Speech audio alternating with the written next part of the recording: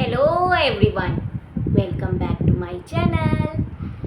आज मैं लेके आई हूँ खतरों के खिलाड़ी का वीक 2, वीक 3 एंड वीक 4 का रिव्यू आप सबके सामने। एंड वीक 1 के रिव्यू को आप लोगों ने बहुत प्यार दिया, सराहना दी, तो उसके लिए thank you so much. Week 2 में स्टार्ट करूँगी, सबसे पहले वही शिल्पा शिंदे से स्टार्ट करूँगी।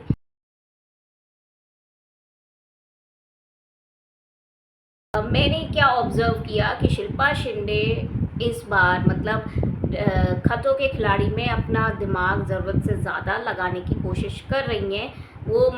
उन्होंने वो टैग ले रखा है सीनियर आर्टिस्ट होने का, तो सीनियर आर्टिस्ट होने के नाते वो ये सोच रही हैं कि वो ही करता धरता है इस शो की और वो ही चला रही हैं शो को।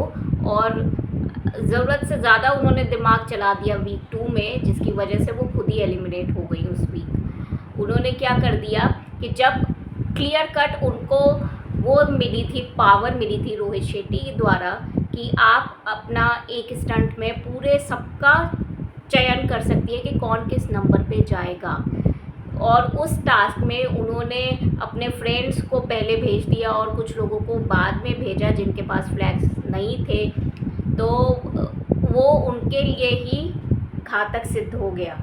शिल्पा शिंदे को थर्ड वाला टास्क परफॉर्म करने का मौका ही नहीं मिला। अगर वो थोड़ा चालाकी चलती सेकंड बार जब उनको भेजने का मौका मिला था और पहले उन लोगों को भेजती जिनको फ्लैग्स की ज़रूरत है, एंड शालीन जिनके पास ऑलरेडी फ्लैग्स थे पहले स्टंट के बाद, फिर उसके बाद उसके थे करणवीर के फ्लैग्स थे, उन लोगों को अगर एंड में भेजती तो उन लोग को शायद मौका ही नहीं मिलता फ्लैग्स और कलेक्ट करने का। उनके फ्लैग्स ज़्यादा बढ़ गए और इस वजह से शिल्पा शिंदे खुद एलिमिनेशन स्टंट में आ गई और उन्हें ये शो छोड़ के जाना पड़ा। तो कहते हैं कि उन्होंने तो कुल्हाड़ी पे ही पैर मार लिया।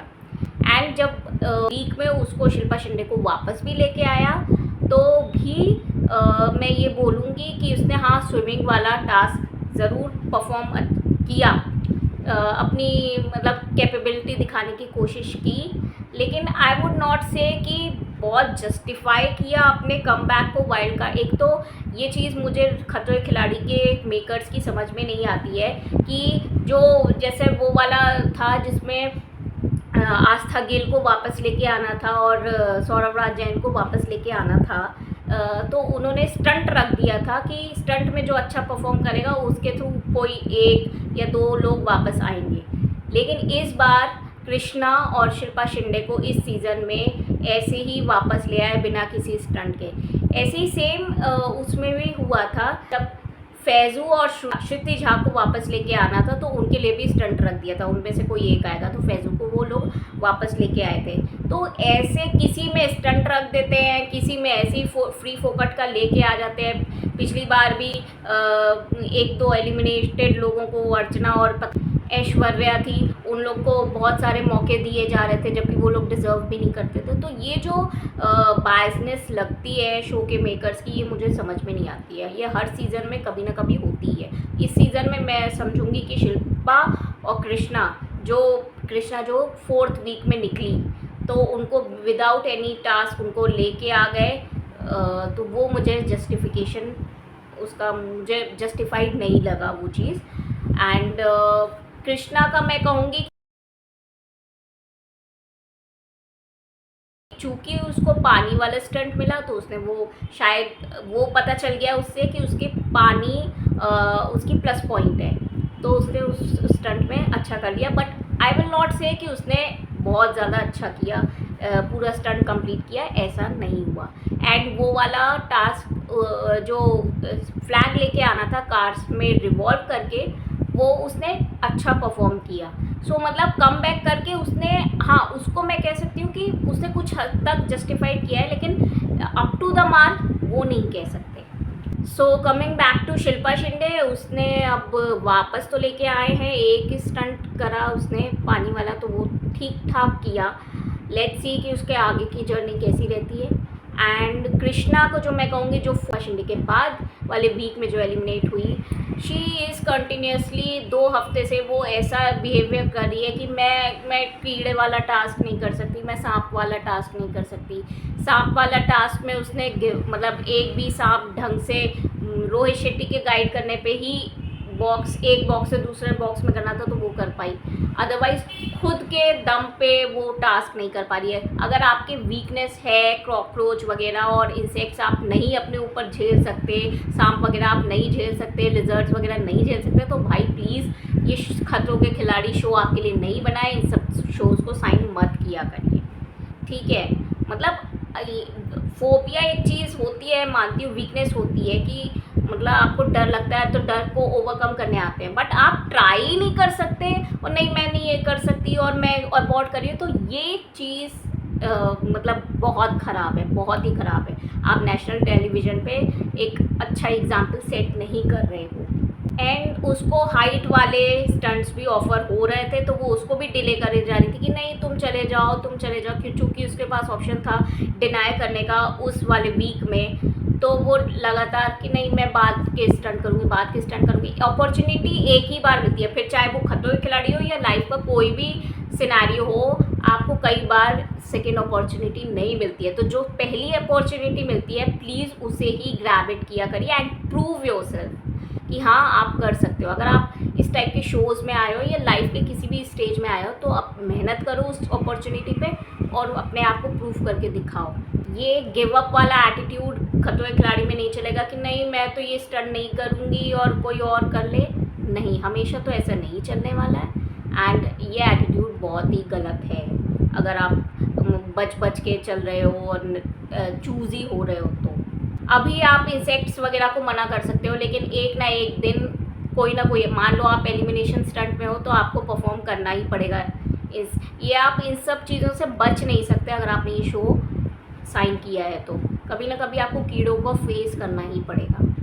एंड सिर्फ एक वाटर आपकी अगर स्ट्रेंथ है और बाकी हाइट वीकनेस है और वो ड्राइविंग वीकनेस है या इंसेक्ट्स वीकनेस है या इलेक्ट्रिसिटी वीकनेस है, इलेक्ट्रिसिटी वाले स्टंट में भी नहीं परफॉर्म कर पाई, वो कर दिया उसने, अबॉर्ट कर दिया, तो भाई क्यों आए हो तुम इस शो? जस्ट बिकॉज तुम जैकी श्रॉफ की लड़की हो तो मतलब हो सकता है कि वो ऑब्वियसली सोने की थाली में सब कुछ सजा के खाना वाना हमेशा ज़िंदगी में मिला होगा, कभी एफर्ट्स तो किसी चीज़ के लिए किए नहीं होंगे, है नहीं, कुछ स्ट्रगल तो लाइफ में देखी नहीं होगी, तो वो इसीलिए है कि मैं ये नहीं करूँगी, मैं वो नहीं करूँगी, मेरे से ये नहीं हो सकता, वो नहीं हो सकता। बहुत ख़राब एटीट्यूड है, बहुत ख़राब है। एंड सिर्फ जैकी श्रॉफ की लड़की है इस वजह से मुझे लगता है मेकर से उसको एक चांस दोबारा वापस से बुलाया, अदरवाइज़ दोबारा चांस मिलता भी नहीं उसको। एंड मुझे लगता है वो डिज़र्व नहीं करती थी second chance, to be frank मैं बताऊंगी। हालांकि उसने आने के बाद स्विमिंग वाला टास्क अच्छा परफॉर्म किया, but still I would say कि वो सेकेंड चांस डिज़र्व नहीं करती है कृष्णा। मतलब कम्प्लीटली इस पूरे स्लॉट से सबसे बेकार अगर इस बार की कोई कंटेस्टेंट है तो मैं कहूँगी कृष्णा श्रॉफ है। अभी मैं जो प्लस पॉइंट पे आती हूँ तो वो मैं आती हूँ कि इस बार का अगर विनर क्वालिटी मुझे ये 3-4 हफ्ते का ऑब्ज़र्व करके जो लग रहा है, वो सबसे ज़्यादा मैक्सिमम कैपेबिलिटी के साथ मुझे कश्मीर महाजनी लग रहा है।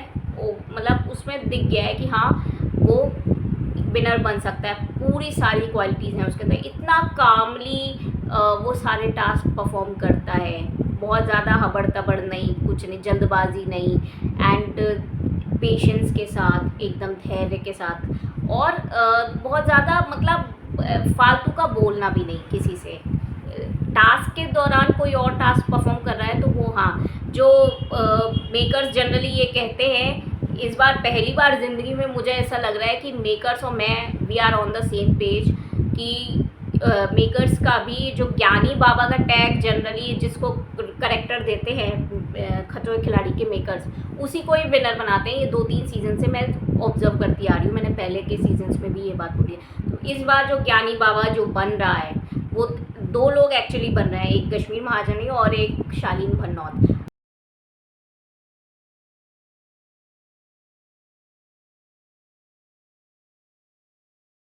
अब शालीन भनौत चूँकि कलर्स के वो हैं तो मे भी उनको भी जिता सकते हैं एंड कश्मीर महाजनी को भी जिता सकते हैं, लेकिन हाँ कश्मीर कलर्स का फेस नहीं है। सो देखना है मुझे कि कश्मीर और शालीन में से किसको जिताते हैं, लेकिन मुझे लगता है कि ज़्यादा चांसेस कश्मीर के ही हैं। और शालीन चूँकि एक कोई स्टंट उसका बहुत ही ऐसे डामाडोल सा उसका ग्राफ चल रहा है, एक बहुत ही अच्छा स्टंट कर लेता है और एक एकदम ही मतलब जैसे बैक की प्रॉब्लम है। इस हफ्ते उसने बहुत ही बेकार सारे स्टंट्स परफॉर्म किए, ये कह के लगातार कि बैक की प्रॉब्लम है तो मैं स्टंट नहीं कर सकता, और फिर एलिमिनेशन स्टंट में उसको निमृत ने डाला तो फिर उसने वो एलिमिनेशन स्टंट जीत लिया। हालांकि ये मुझे पता है कि हाँ उसको एंड तक लेके जाएंगे शालीन भनौत को, लेकिन मेरे हिसाब से कि जिसका ग्राफ ऐसा डामाडोल रहता है उसको जिताना नहीं चाहिए। जो मैक्सिमम से मैक्सिमम स्टंट्स अच्छे परफॉर्म करे वो उसको ही मतलब मेरे हिसाब से विनर बनाना चाहिए। तो मुझे लगता है अभी तक तो यही लग रहा है, आगे मैं नहीं कह सकती कि अभी तक मैं और मेकर्स खतरों के खिलाड़ी के सेम पेज में हैं। कश्मीर ही को वो लोग अच्छे स्टंट्स दे भी रहे हैं, अच्छा वो परफॉर्म कर भी रहा है, और बहुत ज़्यादा उसको मतलब बुलवाना नहीं एंड फालतू का कुछ नहीं कहना। स्टंट्स के बीच में जो टेक्निकलिटीज़ होती हैं वो ज्ञानी बाबा की तरह वो बोलता है, तो वो अच्छा भी लगता है देखने में। कश्मीर जब परफॉर्म करता है तो एक चीज़ और लगती है कि एफर्टलेस लगते हैं उसके एफर्ट्स, ऐसा लगता ही नहीं है कि वो बहुत ज़्यादा एफर्ट्स लगा रहा है, बहुत ही मक्खन स्मूथली कर रहा है, लगता ही नहीं है कि उसको किसी चीज़ का फोबिया है, लेकिन आई एम श्योर उसको फोबिया होगा, किसी न किसी चीज़ का होगा ही होगा। अभी देखते हैं, अभी उसको कोई इंसेक्ट्स वाला टास्क नहीं मिला है एंड स्विमिंग वाला भी मतलब हालांकि हाइट से पानी में कूदने वाले तो टास्क हैं, लेकिन स्पेसिफाइड स्विमिंग पूल में करने वाले कोई टास्क नहीं मिला है। तो मुझे अभी एक्चुअली देखना है, इन दो चीज़ों में ऑब्जर्व करना है कश्मीर महाजनी कैसा परफॉर्म करते हैं, स्विमिंग वाले टास्क एंड कीड़े मकोड़े स्नेक्स वाले टास्क कैसे परफॉर्म करते हैं। हाइट्स वाले तो देख लिए हमने, कुछ अच्छे किए, मैक्सिमम अच्छे किए एंड एक गड़बड़ हुआ था बस। इस बार का सरप्राइजिंग पैकेज मेरे लिए मैं कहूँगी एक तो शुमोना है, ठीक है, इस उतना एक्सपेक्टेड नहीं था, ये मैं पहले ही रिव्यू में बोल चुकी हूँ कि शुमोना से एक्सपेक्टेड नहीं था इतना कि वो इतना अच्छा कर लेगी, तो वो अच्छा कर रही है। हालांकि उसको एलिमिनेशन में 2 वीक गई थी वो, लेकिन इलेक्ट्रिसिटी के टास्क वो इतना बढ़िया परफॉर्म करती है, स्विमिंग वाले टास्क वो इतना बढ़िया परफॉर्म करती है, मज़ा आ जाता है। ये चीज़ मुझे अच्छी लगी। सेकेंड जो सरप्राइजिंग पैकेज मेरे लिए है इस बार वो है करणवीर। मतलब वो मैक्सिमम कश्मीर के बाद अगर मेरे को किसी में विनर क्वालिटी दिखती है इस बार तो वो है करणवीर। बहुत अच्छे स्टंट्स करता है वो मैक्सिमम। अभी बस पिछले उसमें स्टंट में उसका वो ख़राब हुआ था जिसमें वो उसको आशीष को ग्रिप करके फ्लैग्स लेके आ रहे थे, वो वाला बस एक गड़बड़ हुआ, अदरवाइज उसके सारे स्टंट्स बहुत अच्छे हुए हैं। एंड स्पेशल मेंशन जो उसने भालू वाला टास्क परफॉर्म किया था, बियर के साथ किया था, जिस रोप पुलिंग वाला जो टास्क था, एक साइड बियर और एक साइड करणवीर, और रोप पुल करना था और फ्लैग निकालने थे, तो वो वाला टास्क देखने में करणवीर को इतना मज़ा आया। ही जस्ट नेल्ड दैट टास्क, बहुत अच्छा था, विजुअली ट्रीट था वो टास्क, वो स्टंट हम व्यूअर्स को देखने में। तो मेरे हिसाब से द 2 क्लियर कट विनर्स, मतलब जिनके बीच में टक्कर होनी चाहिए एंड में, इज़ करणवीर एंड कश्मीर महाजनी, एंड 3rd नंबर पे मैं शुमोना को रखूँगी। इस बार के स्टंट्स मैं कहूँगी कि बहुत ज़बरदस्त हैं एंड डिफ़िकल्ट भी बहुत हैं as compare to South Africa के स्टंट्स। मुझे रोमानिया के स्टंट्स ज़्यादा टफ लग रहे हैं। मुझे इस बार के स्टंट्स देखने में मुझे यही लगता है कि हमेशा साउथ अफ्रीका में क्यों रखते थे, रोमानिया में पहले क्यों नहीं गए।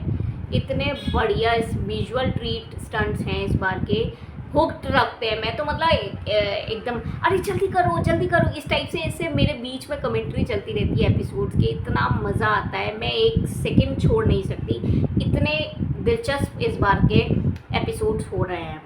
एंड इस बार का स्लॉट इतना अच्छा है कि मतलब एंड तक देखने का मन है कि कौन कैसे परफॉर्म करता है। सो आई एम श्योर पिछले बार के कंपैरिजन में इस बार की टीआरपी वे मच बेटर होगी खतरों के खिलाड़ी के। आई विल से दैट कि मेकर्स ने इस बार अपने जो पिछले सीज़न में जो कमियां की थी, जो गड़बड़ियां की थी, उस पर अपना वर्क किया है, होमवर्क किया है एंड थोड़ा बेटर पिछली बार के सीज़न से हुआ है। बस वही एक कमी को ये लोग अभी इस बार भी दोहरा रहे हैं कि जो बीच बीच में एडिटिंग में स्लो मोशन डाल देते हैं वो इतना वो खलता है। ये मैंने पिछले रिव्यू में भी बोला था, अपने खतरों के खिलाड़ी के पिछले सीज़न के रिव्यू में, और इस बार भी मुझे ये चीज़ खलती है कि एक स्टंट को उसके ओरिजिनल स्पीड में दिखाओ जैसा वो किया है। We don't need reactions of people, ठीक है। अगर कोई कुछ बोल रहा है, जैसे बीच बीच में इन लोग की कमेंट्री चलती है, कश्मीर की चलती है, शालीन की चलती है, निमृत की चलती है, वो ठीक है, एक बार को शुमोना की चलती है, वो दिखा सकते हो। लेकिन जो स्टंट जिस रफ्तार में वो लोग परफॉर्म कर रहे हैं उसको उसी स्पीड में दिखाओ। उस कहीं स्लो कहीं पेस हाई, वैसे बिल्कुल बहुत घचपच सा लगता है, वो बहुत ख़राब लगता है। तो एडिटिंग पे अभी भी मैं कहूँगी खतरों के खिलाड़ी के मेकर्स को वर्क करने की बहुत ज़रूरत है। तो ये थी मेरी आज की रिव्यू 3 हफ्ते की, इन 3 हफ्तों में क्या हुआ, एंड आगे भी मैं या तो नेक्स्ट वीक का ही लाऊंगी या फिर 2-3 हफ्ते का एक साथ मिलके रिव्यू बनाऊंगी। सो स्टे ट्यून्ड एंड मेरे चैनल को अभी तक सब्सक्राइब नहीं किया है तो सब्सक्राइब कर लीजिए। अब तो चैनल मोनेटाइज भी हो गया है, तो आप लोग सुपर थैंक्स के ज़रिए अगर मुझे डोनेशन देना चाहते हैं, मेरी अर्निंग में कंट्रीब्यूट करना चाहते हैं, so please you can go ahead, you are most welcome and I will be very grateful to you all. Thank you. Keep watching my videos. Bye bye.